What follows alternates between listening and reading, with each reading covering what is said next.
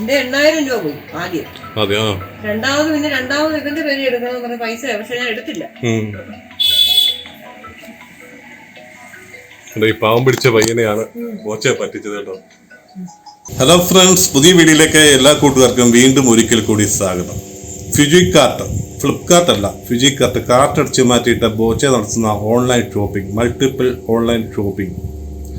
പാവങ്ങളെ പറ്റിച്ച് കള്ള് ഷാപ്പിൽ കിടന്ന് കള്ള് കുടിച്ച് തുള്ളുകയും പ്രശസ്തിക്ക് വേണ്ടി പിരിവെടുത്ത്, അതായത് കോടികൾ പിരിവെടുത്ത് പ്രശസ്തി നേടിയെടുക്കുകയും നിങ്ങളുടെ ഓരോ വീഡിയോയ്ക്ക് താഴെ വരുന്ന കമന്റുകൾ, എനിക്ക് വീടില്ല, എൻ്റെ ഇന്ന ആൾക്ക് അസുഖമാണ്, സഹായിക്കാമോ ബോച്ച എന്ന് ചോദിച്ച് വരുന്ന 100 കമന്റുകൾ കാണും. ഈ കമന്റുകളൊന്നും നിങ്ങൾ കാണില്ല. കാരണം നിങ്ങളുടെ ബിസിനസ്, ഗുഡായിപ്പ് ബിസിനസ് നിങ്ങൾക്ക് വിജയിപ്പിച്ചെടുക്കുക എന്നാണ് നിങ്ങളുടെ പ്രധാന ലക്ഷ്യം. ഇപ്പോൾ നമ്മൾ പറഞ്ഞു വരുന്നത് ബിന്ദു എന്ന് പറയുന്ന ഉള്ളന്നൂരുള്ള ഒരു സ്ത്രീയെ പറ്റിച്ച കഥയാണ്. അവർ ലോട്ടറി വിറ്റും വീട്ടുജോലി ചെയ്തും തൻ്റെ രോഗബാധിതനായ മകനെ അവർ പരിപാലിക്കുന്ന ഇടയ്ക്കാണ് ഫിജിക്കാർട്ട് ഏജന്റുമാർ അവിടെ ചെല്ലുന്നത്.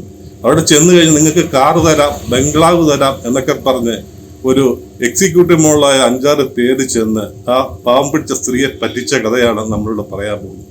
നമുക്ക് അവരുടെ വീഡിയോ ആദ്യം ഒന്ന് കണ്ടു നോക്കാം. പൈസ എത്ര നഷ്ടപ്പെട്ടായിരുന്നു ബോച്ചയുടെ? എന്റെ 8000 രൂപ പോയി ആദ്യം.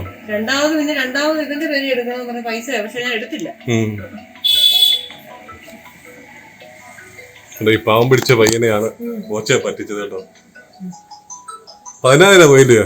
എത്ര പേരെ പിടിച്ചു കൊടുത്തായിരുന്നു? ഞാൻ 4 പേരെ പിടിച്ചു കൊടുത്തു. എന്താ ഫിജിമാർട്ട്, എന്താ അതിന്റെ പേരെന്തായിരുന്നു? ഫിജിക്കാർട്ടോ? ഫിജിമാർട്ടോ? പിന്നെ പൈസ എങ്ങനെ വീട്ടിൽ? ആ പൈസ ഞാൻ വീട്ടിൽ ജോലിക്ക് പോയിട്ട് ആ പൈസക്ക് എടുത്ത പൈസ പലിശക്കാർക്ക് എന്ത് കഷ്ടം. വീട്ടിൽ പോയ ഭയങ്കര രാത്രി ഉറങ്ങാത്ത ഉള്ളമാരെ നോക്കിയാ ഉറക്കളൊക്കെ ഉണ്ടാക്കിയ പൈസ അവർക്ക് കടം പറ്റും. ലോട്ടറി കച്ചവടത്തിന് വരുമാനം ലോട്ടറി കച്ചവടം മാത്രമേ ചെയ്യാൻ പറ്റത്തില്ല, കടവാകും, ചെലവാകത്തില്ല. ഇപ്പം പിന്നെന്താ പരിപാടി? ജോലിക്ക് പോവാ. അല്ലാതെ ഇപ്പൊ വീട്ടു ജോലിക്ക് പോയ പൈസയാ പറ്റിച്ചോണ്ട് പോയത്. 8,000 രൂപയോ? 8,000. ബോച്ചയുടെ ആരാധകർ കണ്ടോണോ പാവം പിടിച്ച ഈ പയ്യനെയാണ് പറ്റിച്ചത്. പിന്നെ വീടിന്റെ എന്താ പറഞ്ഞ വഴിയുടെ കാര്യമൊക്കെ എന്താ? വഴിയുടെ കാര്യം ഇച്ചിരി വഴിയേ ഉള്ളൂ. ഒരു മുതലേ പിടിച്ച പറഞ്ഞു കൊടുക്കുമേ, വെള്ളം പിടിക്കാൻ പോകുന്നത് മുതലേ പിടിച്ചാൽ കയറിപ്പോയി.